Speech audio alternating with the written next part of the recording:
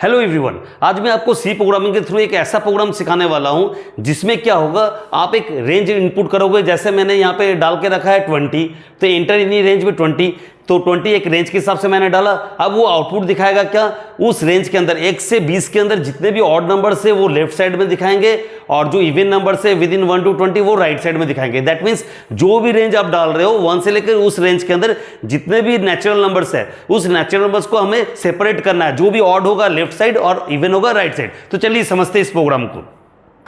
तो सबसे पहले मैं एक प्रोग्राम लिख के रखा हूं, अब चलिए समझते हैं एक एक करके। सबसे पहले हमने क्या किया, हैश इंक्लूड stdio.h और हैश इंक्लूड choreo.h, ये हेडर फाइल मैंने इंक्लूड किया। फिर ये मेन फंक्शन हो गया। अब मैं दो वेरिएबल पकड़ रहा हूं, एक हो गया i और एक हो गया हमारा r। i हो गया लूप चलाने के लिए और r हो गया हमारा रेंज इनपुट करने के लिए, और दोनों ही है आपका इंटीजर टाइप। इसके बाद क्लियर स्क्रीन मैंने दिया। अब आपसे एक रेंज मांगा जाएगा, क्योंकि जो भी आप रेंज डालोगे विद इन दैट रेंज वो जो भी इवन नंबर और ऑड नंबर है उसको सेपरेट करके वो प्रिंट करेगा कॉलम वाइज। तो सबसे पहले आपसे मांगा जा रहा है एंटर एनी रेंज, एक रेंज डालो। अब स्कैनएफ के थ्रू हम इनपुट कर रहे हैं एक इंटीजर वैल्यू जो जाएगा कहाँ, आर के अंदर में। तो सपोज मैं डाला यहाँ पर 10, दैट मीन्स आपने डाला रेंज 10। अब 1 से लेकर 10 के अंदर जितने भी इवन नंबर ऑड नंबर उससे मुझे सेपरेट करना है, कॉलम वाइज प्रिंट करना है। तो अब मैं यहाँ पे क्या किया, प्रिंटएफ के थ्रू एक हेडिंग प्रिंट किया, क्या, ऑड नंबर्स। दैट मीन्स अगर आपका ये आउटपुट स्क्रीन है तो सबसे पहले आपसे मांगा गया इंटर एनी रेंज, आपने डाला 10 जो चला गया आर के अंदर। अब वो प्रिंट कर रहा है क्या, ऑड नंबर्स। तो यहां पे आपका प्रिंट करेगा ऑड नंबर्स। इसके बाद /t दो बार मैंने दिया, /t यानी टैब। तो वो क्या करेगा, आपका 5-5 करके 10 स्पेस दे देगा, यानी यहां पे थोड़ा ज्यादा गैप आ जाएगा। उसके बाद फिर प्रिंट करेगा क्या, इवन नंबर प्रिंट कर दिया। अब इसके नीचे में मैं चाहता हूं वो नंबर सब जनरेट करे कॉलम वाइज। तो सबसे पहले मैंने क्या किया, एक लूप चलाया फॉर i = 1, i <= r यानी रेंज 10 हो गया यहां पर r का वैल्यू, और i++। तो ये हो गया क्या, इनिशियलाइजेशन बोलते हैं इसे, कंडीशन बोलते हैं इसे, इंक्रीमेंट ऑपरेटर बोलते हैं। तो सबसे पहले i का वैल्यू क्या हुआ, 1। तो यहां पे मैं 1 डाल दिया।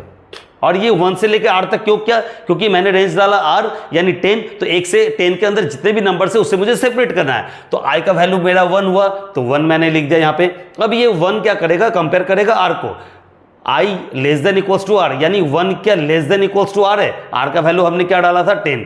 तो यहां पे मैं 10 लिख दे रहा हूं, तो इट विल गेट इजियर। तो i क्या <= 10 यानी i का वैल्यू है 1। तो 1 क्या 10 या 10 से कम है, हाँ है, तो वो अंदर जाएगा। अगर ये फर्स्ट रेंज लास्ट रेंज को सेटिस्फाई करता है तब वो जाता है अंदर में। तो यहां पे अंदर गया। अब अंदर जाके मैं चेक कर रहा हूं, जो अगर i का वैल्यू यानी 1 मॉड्यूलस 2 = 0, यानी 1 अगर 2 से कंप्लीटली डिविजिबल होता है तब ये लाइन प्रिंट करेगा, अगर ना हो तो ये प्रिंट करेगा। तो हम जबकि जानते हैं 1 2 से कंप्लीटली डिविजिबल नहीं होता है, तो वो जाएगा एल्स पार्ट में। अब एल्स पार्ट में जाके वो क्या प्रिंट कर रहा है, एक वैल्यू प्रिंट कर रहा है, इंटीजर वैल्यू, कौन सा, जो i स्टोर कर रहा है, और उसके बाद 2 टैब दे रहा है। तो i का वैल्यू क्या था अभी, 1, तो वो यहां पे 1 प्रिंट कर दिया। अब प्रिंट करने के बाद वापस गया यहां पर i++, यानी i का वैल्यू हो गया 2। अब 2 वापस कंपेयर करेगा इसको लास्ट रेंज को। तो 2 क्या 10 या 10 से कम है, क्योंकि r का वैल्यू मैंने 10 डाल के रखा था। तो 2 क्या 10 या 10 से कम है, हाँ है। वापस अंदर आया, आने के बाद में वापस उसने चेक किया, जो अगर 2 mod 2 = 0 यानी 2 क्या कंप्लीटली डिविजिबल है और उसका रिमाइंडर 0 है, हाँ है। तो वो क्या कर रहा है यहां पर, फिर एक वैल्यू प्रिंट करेगा और लाइन ब्रेक करेगा। तो वैल्यू क्या प्रिंट कर रहा है, i। तो यानी इसके पहले वाले जब मैं 1 प्रिंट किया था तो वहां पे 2 टैब दिया था, यानी 1, उसका बाद एक ह्यूज गैप, यानी कर्सर को उसने यहां प्लेस कर दिया। फिर सेकेंड टाइम जब i का वैल्यू 2 हुआ, 2 कंपेयर किया 10 को, 2 क्या 10 या 10 से कम है। फिर मैं चेक किया यहां पे 2 क्या कंप्लीटली 2 से डिविजिबल है, हाँ है। तो उसने क्या किया, फिर एक वैल्यू प्रिंट किया जो i में है। तो i में अभी मेरा क्या है, 2, तो वो 2 प्रिंट कर दिया। 2 प्रिंट करने के बाद लाइन ब्रेक, यानी कर्सर को यहां पे वापस भेज दिया। भेजने के बाद में वापस आ रहा i++, यानी हो गया 3 क्या 10 या 10 से कम है, वापस अंदर गया। 3 क्या 2 से कंप्लीटली डिविजिबल है, नहीं है। तो एल्स पार्ट में जाकर क्या करेगा, वो एक वैल्यू प्रिंट करेगा जो i होल्ड कर रहा है और 2 टैब देगा। तो i के अंदर क्या है, 3। तो 3 को उसने यहां प्रिंट कर दिया, फिर 2 ह्यूज गैप दे दिया टैब के थ्रू। फिर हुआ ठीक उसी तरह i का वैल्यू 4 क्या 10 या 10 से कम है, हाँ है।